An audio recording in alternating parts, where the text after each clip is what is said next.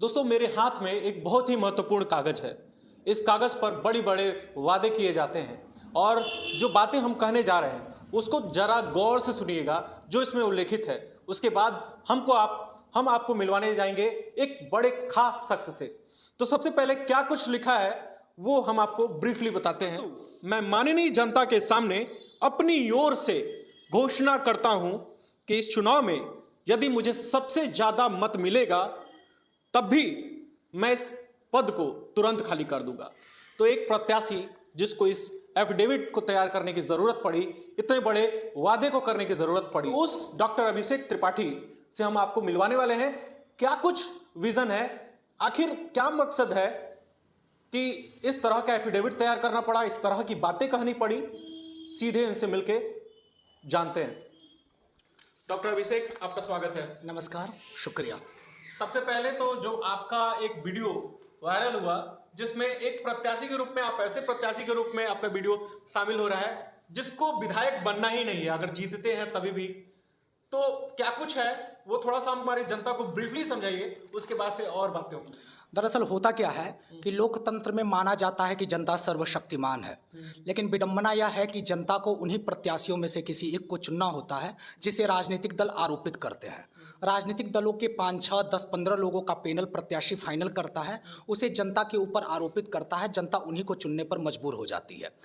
बहुत बार ऐसा होता है कि जनता को चुनाव लड़ रहा कोई प्रत्याशी समझ में नहीं आता, लेकिन मजबूरी में विकल्प नहीं है, इसके अभाव में जनता को न चाहते हुए भी उनमें से किसी एक को चुनना होता है। जो बहुत एक्टिव हैं, जो बहुत जागरूक लोग हैं, इसके कारण बहुत बार मतदान करने नहीं जाते। उनको लगता है कि सब लोग वैसे ही हैं। ईवीएम मशीन में नोटा का बटन तो है, पर नोटा को बटन को सबसे ज़्यादा वोट मिलने पर भी कोई ना कोई प्रत्याशी जीतेगा। जैसे मान लीजिए नोटा को 70 वोट मिल रहा है और किसी प्रत्याशी को 64 मिला, 63 मिला, 50 मिला, अगर वो हाईएस्ट है तो 50 वाला जीत जाएगा। नोटा का फुल फॉर्म होता है नन ऑफ द एबव। लेकिन विडंबना यह है कि नोटा का वोट उस रूप में काउंट नहीं होता कि इनमें से कोई नहीं, इसमें से काउंट नहीं होता। नोटा का मतलब होता है कि मतदाता आए और वो मतदान न करने की अपनी इच्छा जाहिर कर रहे हैं। ऐसे में मुझे लगा कि लोकतंत्र में बहुत बार पार्टियां गलत फैसला करती हैं। बहुत ऐसे कारण होते हैं जिसके कारण किसी ऐसे प्रत्याशी को टिकट दे देती जो वास्तव में योग्य और ईमानदार नहीं है, लीडर बनने के लायक नहीं है।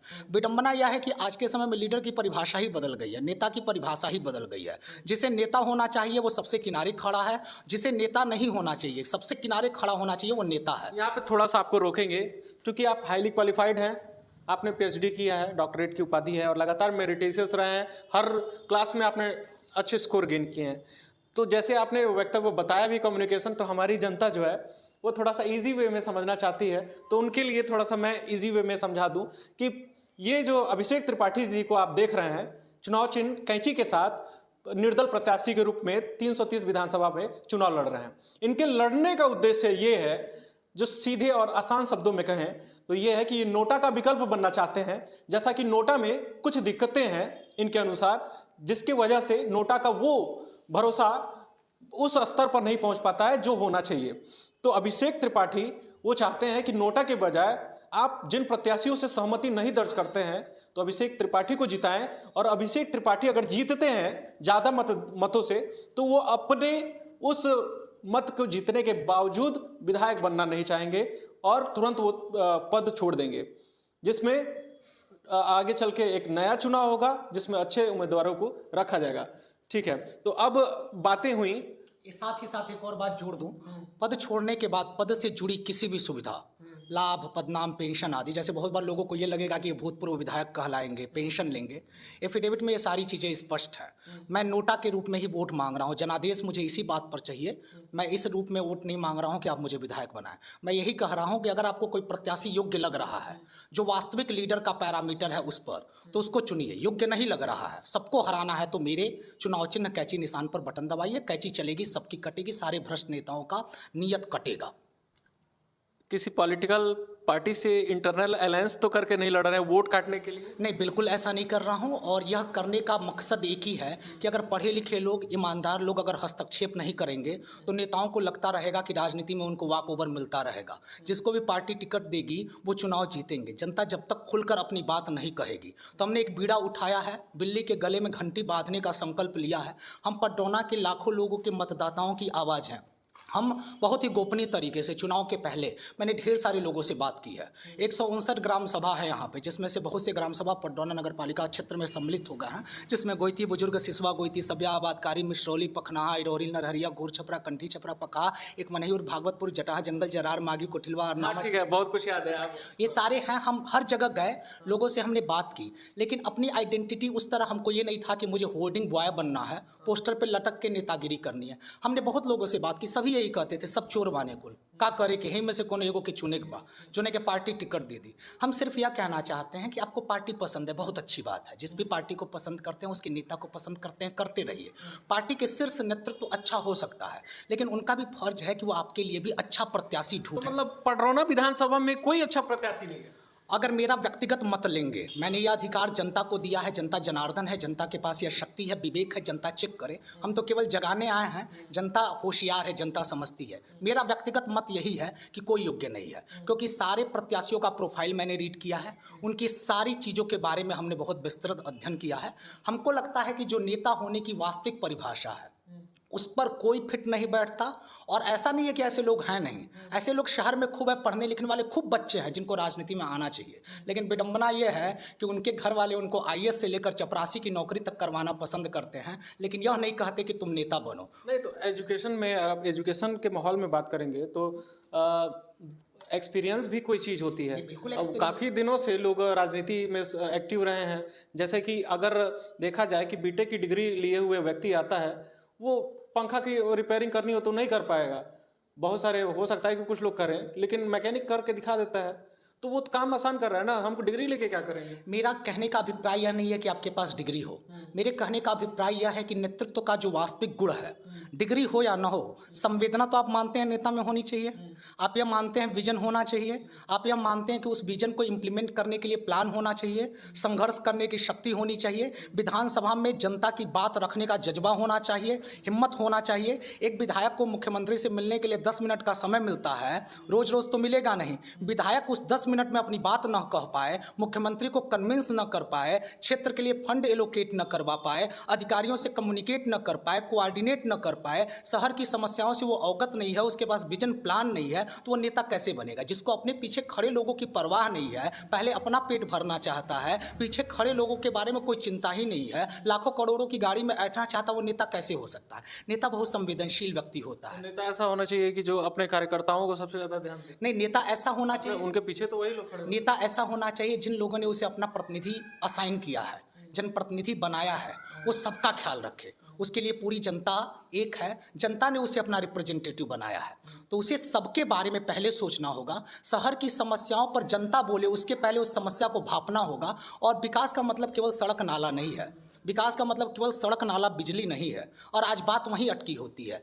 विकास का मतलब होता है, विकास एक सतत प्रक्रिया, कंटिन्यूअसली चलती है, उसकी तृप्ति नहीं होती, वो खत्म नहीं होता। आज 4 काम हुआ है, उसके बाद विकास की परिभाषा के अनुसार 5 काम और होना है, वो हो गया 10 काम और होना है। तो जब तक आपके पास विजन नहीं रहेगा और एक होमवर्क करने की शक्ति नहीं होगी, सामर्थ्य नहीं होगा, डेडिकेशन नहीं होगा, तब तक आप नेता नहीं हो सकते। विकास की परिभाषा कहाँ डिक्शनरी, किस डिक्शनरी में मिलता है, मुझे समझ में नहीं आता है। बीजेपी वाले कुछ और परिभाषित करते हैं, सपा वाले कुछ और परिभाषित करते हैं, अन्य पार्टियां कुछ और परिभाषित करती हैं, लेकिन जनता कंफ्यूज रहती है कि विकास कहाँ। वो लोग कहते हैं, सत्ता वाले लोग कहते हैं कि विकास हो रहा है, और दूसरे लोग विपक्ष कहते हैं विकास नहीं हो रहा है।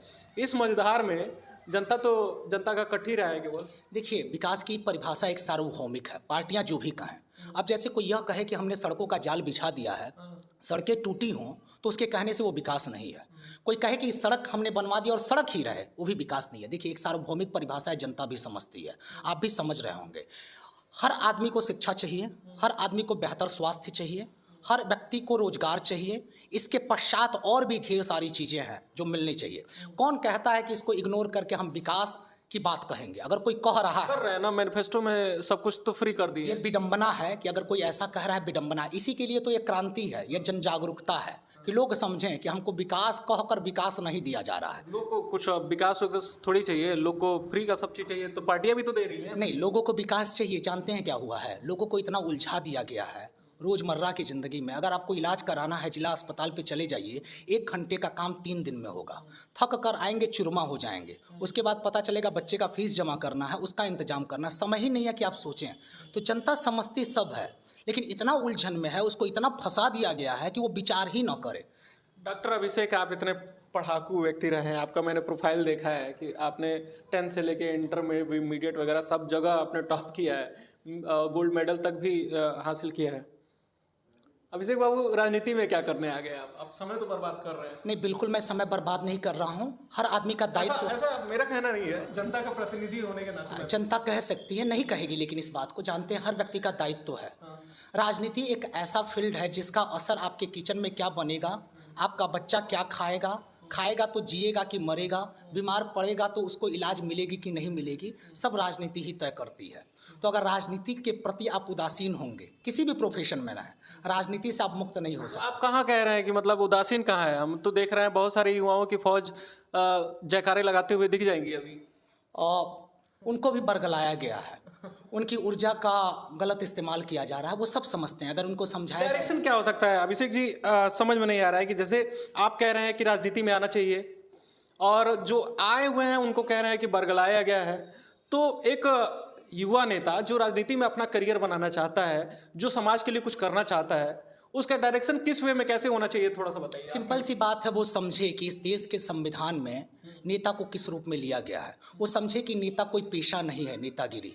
राजनीति एक एक्टिविज्म है, एक मिशन है, एक मुहिम है, एक सेवा भाव है। तो राजनीति की उन आकांक्षाओं को समझे, जनता की उन आकांक्षाओं को समझे, फिर राजनीति में आवे। निश्चित तौर पे स्वागत है। मैं यही चाहता हूँ कि वो युवा लोग जो वास्तव में विजन वाले हैं, संघर्ष वाले हैं, वास्तव में क्षेत्र के लिए कुछ करना चाहते हैं, वो राजनीति में आवे, उनका स्वागत है। ये अभिषेक त्रिपाठी अपनी लड़ाई नहीं लड़ रहा। अभिषेक त्रिपाठी एक माटी का कण है। पडरौना विधानसभा क्षेत्र का कोई भी व्यक्ति जो वास्तव में काबिल है, सुयोग्य है, जिसके में वास्तव में संवेदना है, इस शहर के लिए, इस क्षेत्र के लिए, ग्राम, इस पूरे विधानसभा के लिए कुछ करने का जज्बा है, वो राजनीति में आवे, उसको टिकट मिले, उसको चुना जाए, ताकि हमको यह कहने में गुरूर हो कि यह हमारा जनप्रतिनिधि है, हमारी समस्याओं को बिना कहे समझ रहा है। युवाओं में तो इनसिक्योरिटी भी तो है कि हम अगर पार्टी के विरोध में जाते हैं या फिर अपना कॉन्सेप्ट थोपते हैं तो पार्टी उनको जगह नहीं देगी, क्योंकि उनको भी आगे चल के विधायक, सबका एक महत्वाकांक्षा है। इसीलिए तो जन जागरण के लिए मैं आया हूँ। जिसको इनसिक्योरिटी है वो लोग भी इस जन जागरण के बाद अगर इस बार जनता जनार्दन पडरौना की अपना बीटो लगाकर सबको हराती है, तो भारत के चुनावी इतिहास की यह पहली घटना होगी जब किसी विधानसभा क्षेत्र की जनता ने ऐसा जनादेश दिया है कि पार्टियों द्वारा आरोपित प्रत्याशियों को एक साथ नकार दिया। यह भारतीय इतिहास में स्वर्ण अक्षरों से लिखा जाएगा। उसके बाद लोगों में यह उम्मीद की किरण पैदा होगी कि नहीं, जनता अब विवेक से फैसला करेगी। राजनीतिक दल डरेंगे कि नहीं, हम किसी को वो टिकट दे देंगे तो जनता उसे पसंद नहीं करेगी। जनता अपने असली पावर का इस्तेमाल करने जा रही है, तो उन लोगों की इनसिक्योरिटी खत्म हो जाएगी। वो सारे लोग जो इनसिक्योर फील कर रहे हैं, तब पार्टियां टार्च लेकर ढूंढेंगी कि कौन बेस्ट है, उन्हें टिकट देंगी। यह नहीं पैरामीटर होगा कि किसके पास करोड़ रुपए है। अच्छा, इतनी बातें आप कह रहे हैं कि योग्य नहीं है, योग्य नहीं है, तो आप ही से समझ लेते हैं कि एक उम्मीदवार के लिए एक पार्टी जिसको टिकट दे, किस तरह के क्वालिटीज़ को देखना चाहिए उनके, तो थोड़ा सा उन लोगों के लिए तो कम से कम नेक्स्ट में अगर आप जीत जाते हैं तो कम से कम बड़े जो दल हैं उनको सहूलियत रहेगा कि अगली बार ऐसे प्रत्याशी को उतारा जाए। देखिए, सिंपल सी बात है, सबसे पहले संवेदनशीलता बहुत जरूरी है कि वो संवेदनशील हो, दूसरे के दुख दर्द को समझे, क्षेत्र की समस्याओं को भांपने का जज्बा होना चाहिए, निस्वार्थी हो, अपने स्वार्थ के बारे में बाद में सोचे, पहले विधानसभा क्षेत्र के मतदाताओं के बारे में सोचे, जो उसे चुनकर भेज रहे हैं, जिस काम के लिए भेज रहे हैं उस काम का ईमानदारी से निर्वहन करे, संघर्ष करने की क्षमता हो, अपने परिवार को सेट करने की कोशिश में न रहे, डीलिंग सेटिंग पे न हो। डीलिंग अगर हो, डीलिंग शब्द गलत है, अगर उसको, अब जैसे शुगर फैक्ट्री नहीं चली, किसी नेता ने यह कहा कि मेरे बच्चों को टिकट दो या ना दो, मेरे भाई को टिकट दो या ना दो, शुगर फैक्ट्री चला दो, किसी ने नहीं कहा। डीलिंग तो इस बात पे होती है कि मेरे बच्चे को टिकट दे दो, मेरे भाई को टिकट दे दो। अपनी सुविधाओं को किनारे रखकर वो शहर की समस्याओं को प्राथमिकता सूची में डाले, उसके पास विजन हो। जैसे क्या होता है, कह तो रहा हूँ कि 4 लाख 4.5 लाख मतदाताओं का वो प्रतिनिधि होता है, तो 4.5 लाख लोगों की जिम्मेदारी उसके कंधे पर होती है, तो उसे हर पल एक्टिव रहना पड़ेगा। ये नहीं कि जाकर ऐठे दिल्ली में, स्विट्जरलैंड में नामी बेनामी संपत्ति कर ले, लखनऊ दिल्ली में संपत्ति। नहीं, लगता है हमारे सवाल को आप ध्यान से नहीं समझे। अब विधायक बनने के बाद से एक्टिविटी आप बता रहे हैं, अगर हमको चुनाव करना है कि इस प्रत्याशी को ही हमको टिकट देना चाहिए, तो हमको किस तरह के प्रत्याशी को चुनना चाहिए? यही पार्टी को तो इसका अवलोकन करना पड़ेगा ना, या ऑब्जर्वेशन तो करना पड़ेगा। पार्टी तो समझती है। अब विधायक बनने के बाद से वो डीलिंग कर सकता है या फिर सब उसके पहले भी कम से कम वो बातें कैसे रख रहा है, उसका अच्छा ये बताइए, जो व्यक्ति 25 लाख रुपए लगा रहा है वो 25 करोड़ कमाएगा? पार्टी इस बात को नहीं देख रही है। कौन 25 लाख लगाया? मैं किसी का नाम नहीं लूंगा, आप चुनाव का फॉर्मेट देख रहे हैं। 40 लाख इलेक्शन कमीशन नहीं, मैं तो देख रहा हूँ, लेकिन जनता को थोड़ा सा सहूलियत रहेगा, आप बताएं। नहीं, हम किसी का नाम नहीं लेंगे। जनता सब जानती है, जनता को सब दिख रहा है, जनता सब देख रही है। क्या तो फिर भी सुनना चाहती है? नहीं, जनता सब देख रही है, जनता का विवेक है। देखिए, हम ये कहते हैं जनता हमसे ज़्यादा होशियार है, जनता हमसे ज़्यादा समझदार है। जनता थोड़ा सा वक्त निकाल कर विचार करेगी, सारी चीज़ें पारदर्शी तरीके से उसको दिखेंगी। हमारा आग्रह यही है कि जनता विचार करे। क्या लगता है कि अगर जनता आपको वो तरजीह नहीं देती है तो जनता समझदार रहेगी या मूर्ख हो जाएगी? नहीं, हम ये नहीं, हम बार बार कह रहे हैं जनता समझदार है, लेकिन जनता को बहुत ज़्यादा उलझा दिया गया है। उसको मौका ही नहीं है कि वो विचार करे। जैसे वही कह रहा हूँ, सुबह से शाम तक आप 1 घंटे के काम को अगर 25 घंटे में कराएंगे, 4 दिन में कराएंगे, तो आपके पास समय मिलेगा? रोजी रोजगार में इतना मशक्कत है, जो लड़के पढ़ रहे हैं कंपटीशन के नाम पर इतना प्रताड़ित हो रहे हैं, परेशान हो जा रहे हैं, कहाँ उनके पास वक्त है वो विचार करें? जिस दिन वो विचार करना शुरू कर देंगे, जनता हमेशा सही फैसला करेगी। इसीलिए लोकतंत्र में जनता को सर्वशक्तिमान बनाया गया है। चलिए अभिषेक जी, आपसे बात करके बहुत ही अच्छा लगा। आखिरी में एक बार फिर से हमारी जनता को आसान शब्दों में एक बार समझा दीजिए कि आपका विजन क्या है, ताकि अभी तक जो भी कन्फ्यूजन रहे वो भी खत्म हो जाए। बस जनता से एक ही आग्रह है कि 3 मार्च को मतदान करने से पहले काफ़ी सोच विचार कर, आप लोगों को सब दिखता है, आप लोग सब समझते हैं, क्योंकि हर बार चुनाव के बाद 5 वर्ष तक आपको कहना पड़ता है कि सारे नेता गड़बड़ हैं, लूट के चले जा रहे हैं। इस बार चुनाव में मतदान करने से पहले खूब सोच विचार कर वास्तव में जो नेता बनने लायक, अगर कोई ऐसा प्रत्याशी है तो उसे चुनिए, खूब चुनिए। लेकिन अगर लगता है कि पार्टियों ने गलत व्यक्ति को टिकट दिया है, तो सबको हराने के लिए मैं असली नोटा के रूप में प्रस्तुत हूँ। कैची निशान पर बटन दबाइए, सबको हराइए। इससे क्या होगा कि हमारी आने वाली पीढ़ी सुरक्षित होगी। कम से कम राजनीति के इस अंधेरे को दूर करने के लिए हम कोशिश कर रहे हैं, यह बात हमें तसल्ली देगी। हमारा यह कदम राजनीति की गंदगी को खत्म करने के लिए मील का पत्थर साबित होगा। राजनीतिक दलों को भी यह लगेगा कि हम किसी को टिकट दे देंगे तो जनता उसे स्वीकार नहीं करेगी। फिर प्रत्याशी का फैसला किसी गंदे पैरामीटर पर नहीं होगा, किसी गलत पैमाने पर नहीं होगा। वास्तव में जो योग्य है, पार्टियां भी समझती हैं कि कौन योग्य है, कौन वास्तव में नेता है, पार्टियां उसको टिकट देंगी और निश्चित तौर पर इस माटी का, इस देश का वास्तव में भला होगा और देश की समृद्धि और तेज रफ्तार से होगी। तो डॉक्टर अभिषेक त्रिपाठी से बातचीत चल रही थी, इन्होंने अपना विज़न बताया और अपना क्या एजेंडा रहा वो भी स्पष्ट किया। पूरा चुनावी कवरेज जारी है। देश और दुनिया की तमाम खबरों के लिए हमारे साथ बने रहें। पेज को आप फॉलो कम कर रहे हैं तो पेज को फॉलो कर लें, जो लोग नहीं किए हुए हैं। बहुत बहुत शुक्रिया। जय हिंद।